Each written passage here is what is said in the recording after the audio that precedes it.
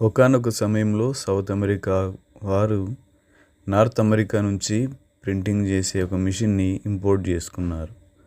ఆ తర్వాత దానిని అసెంబుల్ చేయగలిగిన వ్యక్తులు వచ్చి అసెంబుల్ చేసి ప్రింట్ తీస్తుంటే ప్రింట్ కావడం లేదు. ఎన్ని ప్రయత్నాలు చేసినా ప్రింట్ కావడం లేదు. ఆ మిషన్ కొన్నవారు చాలా నిరుత్సాహం చెంది కంపెనీ వాళ్లకు పనిచేయడం లేదని మెయిల్ చేయగా కంపెనీ వాళ్ళు ఒక కుర్రవాణిని పంపించారు. అంతకుముందు అసెంబుల్ చేయడానికి వచ్చిన వారు చాలా అనుభవం కలవారు, పెద్దవాళ్ళు. ఇప్పుడు ఈ కుర్రవాడు వచ్చి రిపేర్ చేసే ప్రయత్నం చేస్తూ ఉంటే అక్కడున్న వాళ్ళు ఆ కుర్రవాణిని చూసి హేళనగా నవ్వుకుంటూ పెద్ద పెద్ద వాళ్ళ వల్లే ఏమీ కాలేదు, ఆ కుర్రవాడు ఏం చేస్తాడు అని అనుకొని రిపేర్ చేసే వాళ్ళను పంపించమంటే మీరేమిటి కుర్రవాణిని పంపించారు, వెంటనే దీనిని రిపేర్ చేయగలిగే వ్యక్తిని పంపించండి అని మరలా ఆ కంపెనీ వాళ్లకు మెయిల్ చేశారు. అప్పుడు ఆ కంపెనీ వాళ్ళు ఆ కుర్రవాణిని దయచేసి డిస్టర్బ్ చేయవద్దు, మీరు అజ్ఞానంతో ఆ కుర్రవాణిని వానికి అడ్డుపడితే మీకున్న సమస్యగానే మిగిలిపోతుంది. ఆ కుర్రవాడే మిషన్కి ఉన్న ఏ సమస్య అయినా రిపేర్ చేయగలడు, ఎందుకంటే ఆ మిషన్ కనుగొన్నది ఆ కుర్రవాడే గనుక అని రిప్లై ఇచ్చారు. ప్రియ దేవుని బిడ్డలారా, 2000 సంవత్సరముల క్రితము ఒక యవనస్తుడు ఈ భూమి మీద కృపాసత్య సంపూర్ణుడిగా సంచరించాడు. 30 సంవత్సరాల వయస్సులో గుడ్డివారికి కళ్ళు తెరిపించాడు, కుంటివారిని నడిపించాడు, కన్నీళ్లు తుడిచాడు, మరణించిన వారిని లేవనెత్తాడు.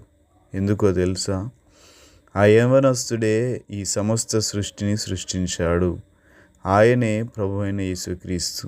అయితే ఆయన చేసిన శిలువ త్యాగాన్ని గ్రహించక చులకన చేస్తూ గొప్ప గొప్ప వాళ్ళు, పెద్ద పెద్ద వాళ్ళు చేయలేని దానిని యవనస్తుడైన శిలువలో వ్రేలాడిన తనను తానే బ్రతికించుకోలేని నిస్సహాయ స్థితిలో ఆ పనికిరాని సైనికుల చేతిలో బలైపోయిన ఆ దేవుడు మనిషికి వచ్చిన కష్టాన్ని ఎలా తీర్చగలడు అనే ప్రశ్నించే అవివేకులు అనేక మంది ఉన్నారు.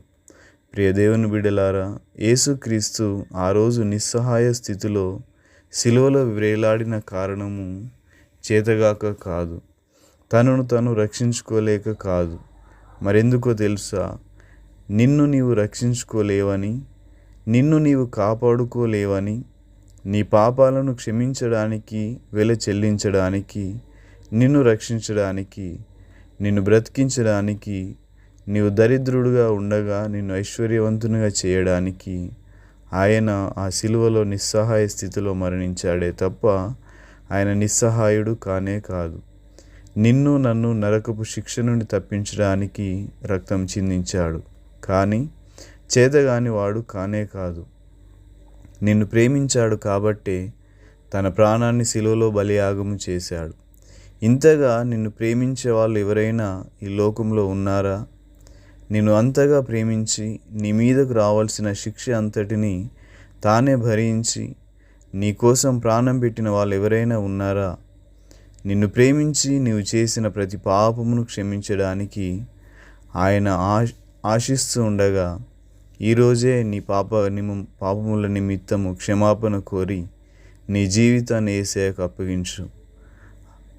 అదేమనగా యేసు ప్రభువని నీ నోటితో ఒప్పుకొని దేవుడు మృతులలో నుండి ఆయనను లేపెనని నీ హృదయమందు విశ్వసించిన ఎడల నీవు రక్షించబడదు.